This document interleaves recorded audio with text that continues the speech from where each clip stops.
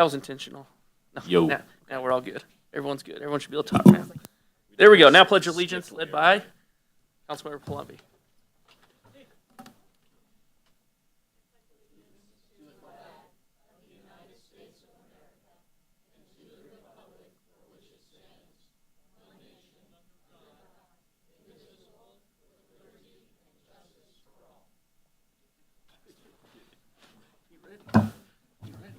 All right, next up is approval of the agenda. Is there a motion to approve the agenda? Move to approve. Second. All in favor, please say yes. Yes. Yes. Opposed, no. Motion carries. Next item, comments from the public. Is there anyone from the public wishing to speak this evening? Good evening. Oh, I'm keeping you off. Probably better that way. Good evening, guys. Wanted to thank you guys for looking at the signage at the work session. I was probably one of the only few people in the room that was part of that back in the day. As far as the tagline, we kind of set it out there. It sounded cool at the time, and then everybody told us, the residents are like, that doesn't sound very good. So, thank you for looking at it. If you want to change it, times have changed. It was looked at 2014. It's 8 years later. So, on the gateway sign, I think I like that. A lot of people do. It's an icon for our city. At one time, Councilmember Smith was on the council when we tried to get it a little bit better lit up because it's kind of dark at night for the North Kansas City. And they wanted like $8,000 or $10,000 or maybe even more than that, 16,000. I can't remember how much it was, but it was too much for the little amount of lighting that would have helped it out. Parking signs, good idea. Whether you want to redesign them, do what you want to do on that. And I do kind of like the gateway sign over at Choteau, kind of on the east side. And we got the west side on Burlington. You got the monument sign down on 10th. But thank you for looking at it, and that's all. Thank you. I was getting nervous. You're going to take up all your time there. Thank you. Further public comments? Seeing none. Next item is consent agenda. Is there a motion to approve consent agenda? Move to approve. Second. All in favor, please say yes. Yes. Opposed, no. Motion carries. Next item, number 16, approval of fiscal year 2022-2023 city budget, resolution number 22072. And she's going to tell me I got the wrong item. Okay, you just had to look. Okay. There we go. Mike. Me too. All right, this is a big night for us. It's exciting, very exciting night, especially for me. It's my first North Kansas City budget. So I told the mayor I'd be brief, but I wanted to acknowledge the department heads and their staff again, especially Kim, Nick, who can't be with us tonight, and Kyle. He's been a huge role in Nick's absence. So I want to make sure that I acknowledge all of them. I'm honored to be a part of their team, the full team. But I also just wanted to express how exciting it was for me, not only going through the budget process, but seeing the strategic plan tied into it. That makes it so easy, or so much easier for all of us to carry out the council's plan. It is a huge part. It's the first time I've ever been able to go through the process with that plan woven through it, or a plan like that. So I just want to commend all of you, say thank you. It's been a great process.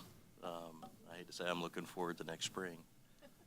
But thank you for the guidance that you guys have provided us, starting October 1 for the next year. Brief as promised. Let me ask you, though, do we get some savings of $210,000 for removing wayfinding signage now?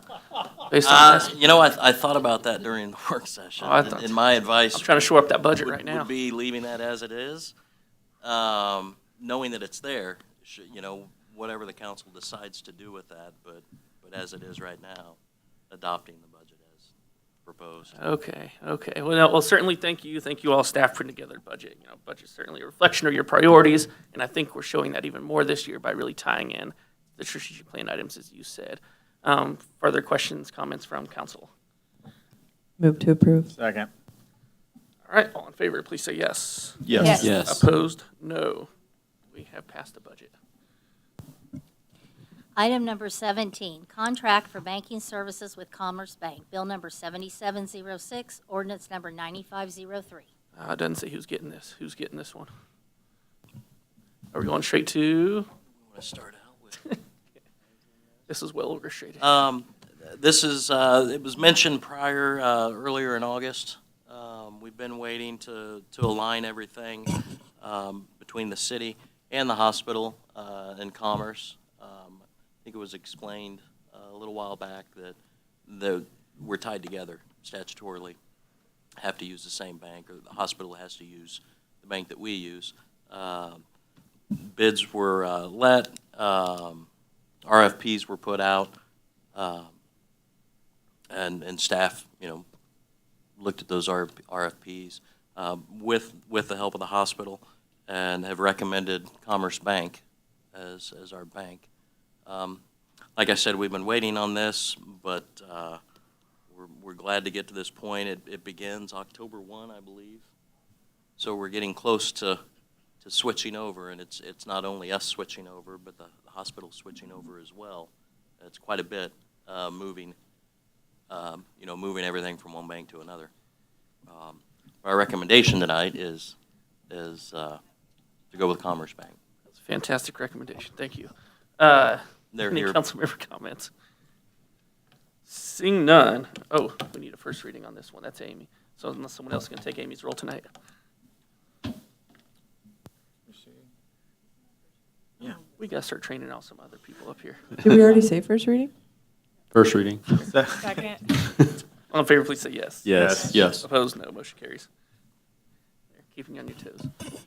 An ordinance adopting and approving a Treasury Services Agreement, an amendment to Treasury Services Agreement, and other related agreements with Commerce Bank, and selecting Commerce Bank as the city's depository for various city funds and for various banking services to be provided to the city. I move that bill number 7706 be placed on second and final reading and passes ordinance number 9503. Second. Call the roll, please. Councilmember Palumbi? Yes. Councilmember Graves? Yes. Councilmember Saper? Yes. Councilmember Toll? Yes. Councilmember Smith? Yes. Councilmember Fitzgerald? Yes. Councilmember Roberts? Yes. Councilmember Clark? Yes. An ordinance adopting and approving a Treasury Services Agreement, an amendment to Treasury Services Agreement, and other related agreements with Commerce Bank, and selecting Commerce Bank as the city's depository for various city funds and for various banking services to be provided to the city. Thank you. Number 18, request for reimbursement from Gallery Lofts Investor Partner LP, which I don't know if we have any other, I guess we'll just kick it straight to Ryan here. So briefly, I think we'll have you present. No, yeah, keep coming. I'm not kicking you out yet. We'll have you briefly present and kind of throw out some questions, and then we'll see where we're heading towards. Sure. Thanks for your time. I think you received the request letter from Kim. It's pretty straightforward, I think. Basically, as you can see, we're almost finished. We have people living in Gallery Lofts. I'd like to get the front piece and the first floor done, but that should happen hopefully in the next month. But the project, as we move forward, we were always planning on using Link City, managed by KC Fiber. We wanted to get the good fiber in the building, and we wanted to provide it to our residents as cheap as possible. Initially, it's going to be free. We're subsidizing that out of the project budget on the installation side because, as you know, it's a mixed income property. As you also probably know, it's pretty hard to live anymore without a great internet, whether you're talking about kids in school, working from home, and just regular entertainment and paying bills and everything you do online. As everybody that lives here knows that has Link City, once it's installed, it's pretty good fiber. A power outage here and there can knock it out, but overall it's very reliable. I'd say more reliable than most of the competitors. Anyways, as we went down through the process, my understanding in talking to KC Fiber, who's handling it, and was that the costs were going to be $15,000, which is $300 a unit plus a business line for the office. when we got through the process, the actual cost has gotten to be about 34,000 and change. So that 15 they were talking about was only for the hookup fee. Well, it's the other 15, and there was another 4,500 to get the switches. But the other 15 though was to extend the line to get to our building. And in talking to KC Fiber, the idea was that's the piece that's 99% in the public right away, and long term we don't own it. It's not ours. It's a part of the public system. So that's the request. We, as I said in the letter, we're not making any money off it. We're not charging fees for internet. But as everyone knows, costs have gone up throughout construction in general. But this was one that was very unexpected. And anyways, I'm just asking, since that's part of the larger system, and I assume there's a budget, and my understanding from KC Fiber is that there is a budget, as the system's expanded out, the public expansion part of that the city still owns the asset, and that to expand the larger system, not the install inside the building, but the I guess you'd call them the trunk lines or the connection extension lines, that's part of the public system, and that's why, after talking to KC Fiber and also being hit with that extra charge, my request is that the city that's expanding its larger system through this project, it'd be very helpful, and I think not inappropriate if the city could help pay for that expansion, the extension part, not the part inside the building. Do you know where we extended it from over to that property? My understanding is there's a link or a box closer to Iron, so it's going whatever, one giant block or 2.5 normal-sized blocks to the east. So. Okay, and again, the request is just things that were off property. Correct. But needed to be built out. Okay. Councilmember Saper. Yeah, I'm in favor of the reimbursement. I mean, that's a city asset that we're extending, and it makes no sense to require a developer to pay for that. Just as we put the fiber in the streets leading up to the homes, and from there, connections were made. Secondly, I'm troubled by the fact that once all of this is connected to each unit or individual homeowner, if a new homeowner comes in, there's a reconnection fee that is either $200 or $300. But one of those costs, that's an in-house office cost, and it seems somewhat outrageous because they're just changing an account. There's no more installation required, but they're charging the same fee. And I think we should look into that at this point. They may be swapping out modems or something in that too, but it's still pretty, Yeah, exactly. to your point. I've wondered the same. That might be contractual too. Oh, that is contractual, currently what we have with them right now.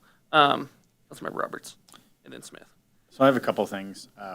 One is going to be for staff, but the first, I'm going to bounce off what you just said, and anytime you get a new line of any service, you do pay for it. So even though it benefits fiber to have you in that place, you would have to pay that. If that was Time Warner Cable, that would be you paying for that install, and there wouldn't be a reimbursement. Only ask is because we have a vested interest in KC Fiber. Well, kind of. So I do think it's possibly inappropriate because everyone would pay that. Like if I moved into a new house, I would pay to have it installed today. My first question is, We're still paying that fee, though. This is the extension fee. I understand the extension fee to get the line there. No matter what, you would have to do it. If you're just thankfully there has to be a co-owned property, fiber property with the city. If it wasn't that way, if it was just KC Fiber not connected to North Kansas City, you would not be able to ask for reimbursement. Only in this extreme circumstance are you able to do that. I don't disagree with, I think, your logic on it, but I think we would have also known the full fee when we were, if we were talking to Spectrum about it. But again, those Spectrum runs- unforeseen costs, which Yeah. do happen. You mentioned it. It's Yeah. unfortunately the cost of doing business in 2022. But if the North Kansas City didn't own it, you wouldn't be able to ask anybody for a reimbursement fee. Is first what I'm getting at. The second is for staff. Have we ever paid for any apartment complexes to ever be hooked up to our fiber network that you're aware of?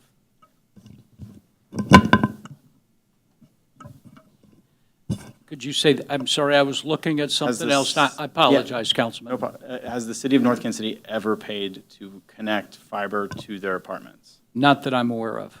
Was there an extension over to One North that was paid for by the city, or has that not happened? I thought that was, I don't know if the apartments have hooked up, but I think the extension was made, but I I do don't. believe that the city, as part of its redevelopment, did run a line through the entire One North development. But that was to make that available for any new business that was to locate in that area. Just- That was part of the essential infrastructure that the city put in when it built Diamond Parkway and put in stormwater lines, sanitary sewer lines, water lines. That all was part of that that project at that particular point in time. And it was specifically spelled out in a contract to that effect with the contractor before any of the funds were ever expended. So I guess we're trying to do apples to apples, so not comparing that, which was all new infrastructure, right? 18th and Swift, have they asked for the same thing? Be paid for them? Not, I do believe we relocated a fiber optic line in that particular area. Because we had to, because the, Correct. That was Build out. part of the, right. but we haven't paid to hook it up to their buildings? We're not paying for the hookup. That's, yeah. Again- They're covering the hookup cost. It's the line extension. Right, I understand that. The only other thing I'm confused by is on Gallery Loft's website, utilities paid by resident, on here is internet listed, and you said it was free? Should be. I haven't looked at the website in the last month. I've been trying to get the building finished, and Got it. we were trying to get the fiber hooked up too, and it wasn't a one-day project to do that. But I would think, though, essential infrastructure, honestly, I would have assumed it ran down Armour, being a key road in North Kansas City. And I know there's been a challenge to try to get more multifamily hooked up to fiber, and this being the only programmatic, affordable, mixed-income property in town, I believe that was a priority over the last couple of years. But to me, I guess, I mean, you can obviously say yes or no, but the perspective was, essential infrastructure, as it was called, going down a main road in North Kansas City, being accessible to anybody who wants to develop on the main road. I mean, shame on me for misunderstanding what was there before, but it came out of the blue that it was going to be not only the hookup fee to the units and the switches and to actually hook them up to the units, which we're paying for, but it was also this extension fee, so. I guess then the last thing about this would be, since we do have this partnership with KC Fiber, is this something that in our contract we could not pay and waive, since it is infrastructure? Or is that something we don't have an answer for today? So our operations contract with KC Fiber, because we do own it, so back when it was damaged, it was on the city to repair it. So does that make sense? Yeah. So we can't really waive it. KC Fiber kind of directed Mr. Tull to us, because since we own the fiber, a request would have to come to us since we are the we own that network. Yeah, and I don't know the contract between KC Fiber and the city, obviously, as well as you guys do. KC Fiber indicated that and I'm sure there's been some extensions here lately, I would think, going into maybe parts of Northgate to the new townhomes. I don't know. Maybe they were already ran down the alleys. But that anything over $5,000 was there, kind of had to come back and ask. But obviously, I'm not in those meetings, so. But we've already paid for all of it, the extension and the hookup fee, so it wouldn't go through them, I don't think, at this point. All right, Councilmember Smith. So where is the line that connects over across, like down Armour toward 4? Is it, there's not fiber line along Armour? Because I would have assumed the same thing. Do we know where that is in the ground? That's Public Works. No, I'm kidding. I Mr. think- We don't Fernandez. know. I don't know where sorry. You don't have, so you have the map up and it doesn't? Gotcha. No, we'd have to look it up for specific, when we have it in the CAD file right above this office. Okay. I would have assumed the same thing, knowing that, like, there are businesses on Armour that use it. I imagine the YMCA probably pulls from that box at Iron.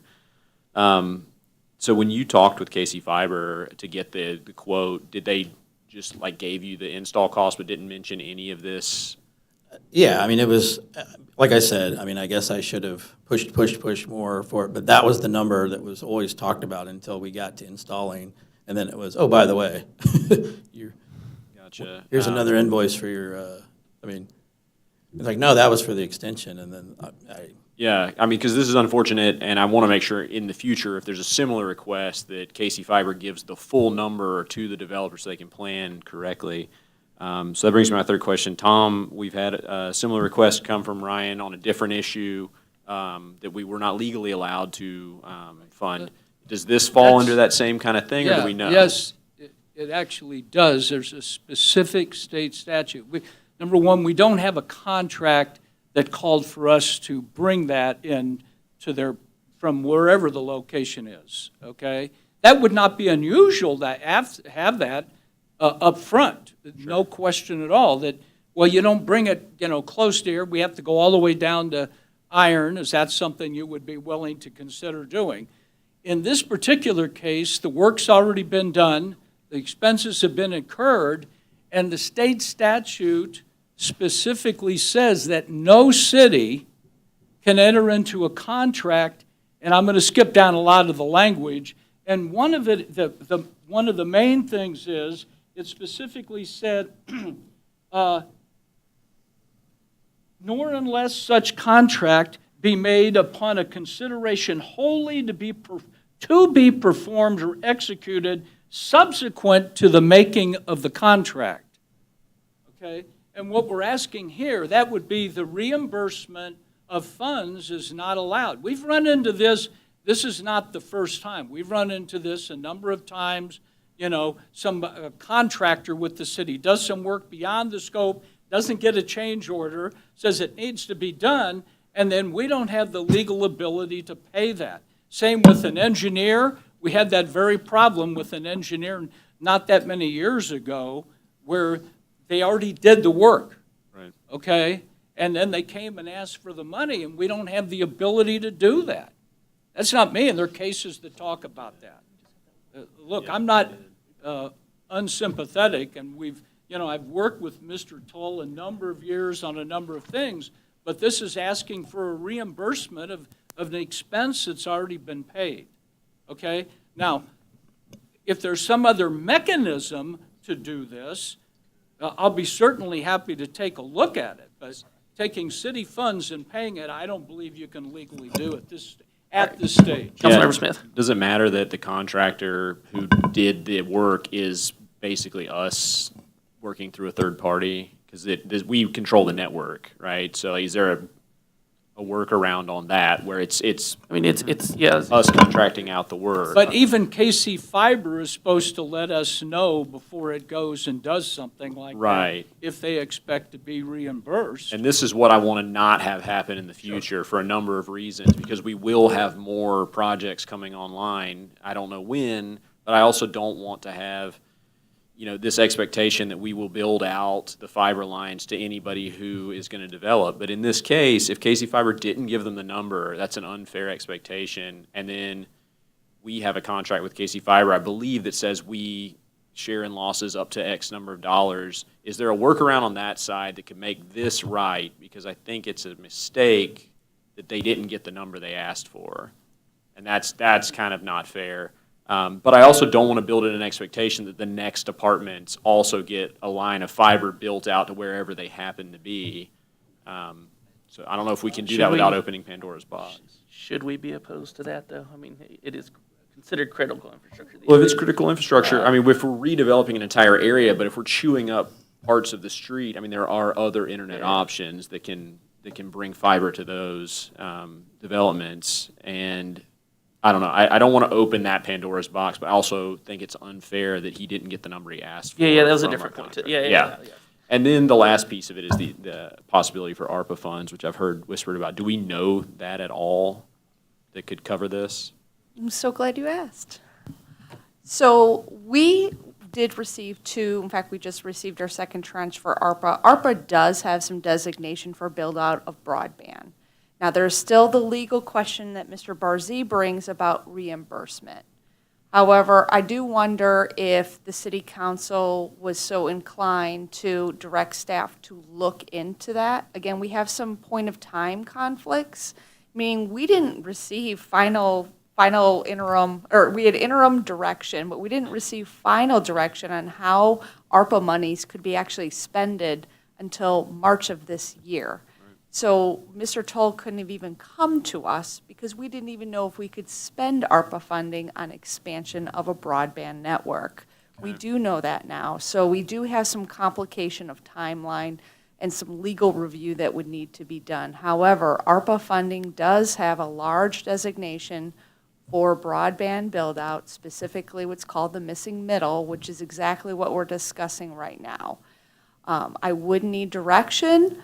I don't know the legal, okay, Mr. Barzzi's reimbursement So the direction, question the is direction would still be to out continue. there. Yes, to so explore. can we table this until we have those Well, answers? what I would like to see is if the city council has a temperature that they would say, yes, staff, go forth and dig down that legal question. Digging down of legal questions takes staff capacity, and there's an expense cost associated with finding out some of these more nuancy legal questions. However, if the city council felt like this was a good use of the city's ARPA funding, staff would be happy to look at it. I don't know who's first. Councilmember Robertson, Councilmember Saper. Yes, actually, the mayor and I talked about this last year when we were supposed to get the funds. I think it would be in the city's best interest owning a network to continue to build it out, especially for all incomes. And that specifically means multifamily housing. So I do think, yes, that's a great idea. If we're going down this rabbit hole, we might as well look at the whole hole and see what we can actually do. If we're going to reimburse one potentially, we might as well have it for everybody. I think it's only fair. I was shocked when we talked about it, and that, to our knowledge, no apartments here have fiber. I mean, that's truly shocking. So I think if we're going to do it, we do it as a whole. And maybe, hopefully it includes you in this reimbursement, but if it doesn't, at least maybe for the future, we can prevent things like this from happening, have a stronger network with access for everybody. Yeah, there's some very significant gaps when you pull up the coverage map. There we go, Councilmember Saper. This is another public service having our own fiber network in the city. It gives us a tremendous advantage over many, maybe even most other cities and communities, certainly those of this size. It's unheard of, but very good. I wonder if there's some kind of possibility of KC Fiber reimbursing him that extension fee, and then that's one of their costs that they might then bill to the city. Is that a possibility? Well, that might be Mr. something for Counsel? them to explore, and he's probably not ready right now. So let's do it this way. Should I do the opposite question here? Should we say, is there opposition to further exploration? Maybe I'll just do it that way. Is there opposition to further exploration? I'm not seeing any opposition to further exploration. So is that, Yes, we will come Good enough back for- to you with some I said that clarification right. after we kind of run down and taking a look at kind of a wider option to make sure connectivity. And again, that is in the city's strategic plan, is one of the reasons why we Mm-hmm. wanted to have this discussion with you this evening, is as you will recall, connectivity and increasing the city's fiber network is part of your Yeah. strategic plan. agree, we'll take everyone off the hot seat for now and go back to exploration. Thank you for presenting. Thanks. Okay. I'm waiting for Crystal. I don't read ordinances. Approving accounts due and payable by the city through September 2nd, 2022. Bill First number reading. 7707, ordinance number 9504. Go. First reading. Second. All in favor, please say yes. Yes. Yes. Opposed? No. Motion carries. An ordinance authorizing payment for certain accounts due and payable by the city through September 2nd, 2022. I move that bill number 7707 be placed on second and final reading and passes ordinance number 9504. Second. Call the roll, please. Councilmember Palumbi? Yes. Councilmember Graves? Yes. Councilmember Saper? Yes. Councilmember Tull? Yes. Councilmember Smith? Yes. Councilmember Fitzgerald? Yes. Councilmember Roberts? Yes. Councilmember Clark? Yes. An ordinance authorizing payment for certain accounts due and payable by the city through September 2nd, 2022. Thank you. Staff comments. Just a couple tonight. Just a couple tonight. Shu has a quick comment, and then Kim. She had a whole work session. I'll try to get this done in 30 seconds. Okay. So just a little update on the PSP grant, the Planning Sustainability Places grant that we applied for 2 projects. One is the multi-county regional barrier removal, which is essentially a trail that's going to connect Kansas City, Missouri through Riverside into North Kansas City and running parallel to 32nd Avenue and eventually go through the Hillside Levee, ideally, and then connect to Armour. So that is one project, and the other project is the Riverfront Levee Trail that we applied for under the directions by council members. So the updates on them is after the initial conversation and the application selection process, I believe we're gonna get selected for both of these projects. Details will be followed up in the upcoming meetings. I'll let you guys know how that goes. I've already had a couple council members asking me about those, so I thought I might as well just give you an update on it. Thank you. Further staff comments. Real quick, just to remind everybody that the MML conference is next week, and several city staff members will be out in attendance for that. That will be September 11th through the 14th, so it'll be Sunday through Wednesday of next week. And just to remind everybody that we have an upcoming, the last River Forest Park meeting. Hopefully I'm not stealing Councilmember Clark's thunder here, but Wednesday, September 14th from 4:30 to 6:30 at the Parks Recreation Center. So that is to, as the city council will recall, you had a meeting with the Parks Board to kind of discuss the final development of that, is included in the newly adopted budget, but we have not had a chance to have a public discussion about that, so the public is invited to come take a look at the final concepts and get onto a mailing list for notifications as the project progresses. What? 14? Is that what you said? It is September 14th. So those of you that are coming to MML, you'll just drive from the MML conference just right to double- the Parks and I Recreation just double Center. booked it like an hour and a half ago. Oops. 4:30 to 4:30. I 6:30. see it now that I opened my other calendar here. So I know it didn't flow to my Google, and I just I did something stupid. Okay. Further staff comments. Seeing none, I don't think Councilmember Saper like last time, he just calling out to everyone. So we'll go around. We'll start off. My list is out of order, so we're gonna do Councilmember Palumbi, I have no comments. Councilmember Clark. Oh wait, Yeah. what did I do? Did I go the wrong way? Where are we headed? You want to go this way now? Because my names are still swapped on my sheet, so I'm just going around this way. This, Okay, just real fast, that's super exciting go. news, Shu. Thanks for sharing that. And also, yes, the meeting next Wednesday. I'm excited. I'm glad for budget passing, and that just went way smoother than I thought. And yeah, thanks, everybody.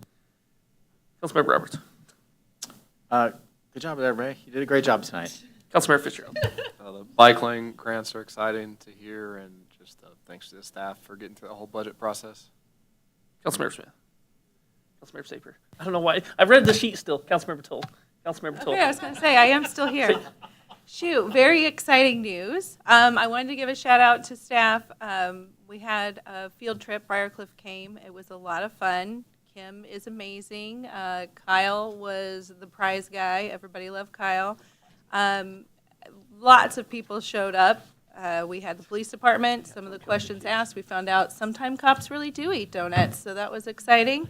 And people from Public Works and Fire Department, it was a lot of fun. So thank you for coming, Briarcliff. Also, great update, Shu. I love those very exciting, positive updates. And I think that's all I have. Thank you. I'm really wanting to call on Councilmember Saper tonight. Go ahead. Councilmember Saper. Thank you, Mr. Mayor.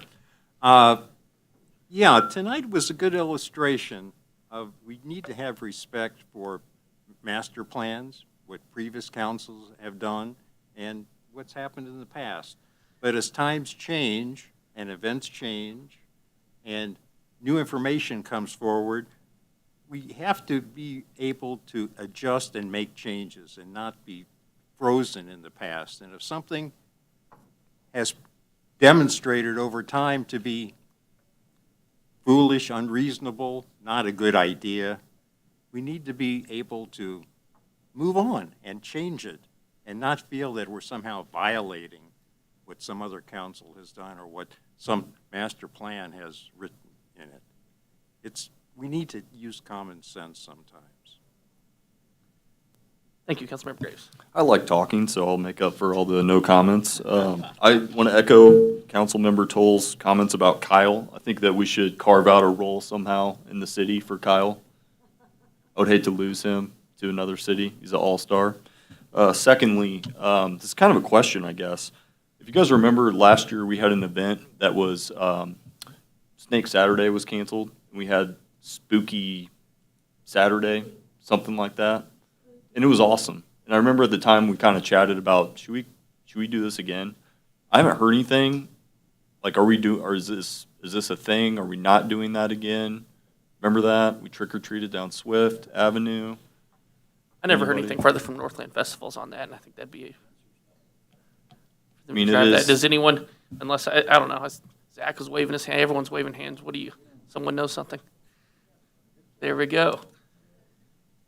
So that was hosted by the Snake Saturday Committee, which they don't have the funds to do that again, and it is also an immense amount of planning involved with that.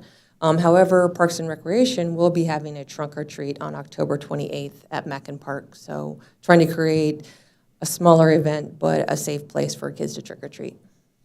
There we go, fun. Thank you. Which I can vouch for. I've been to that in the past with the kids, and it's a great event.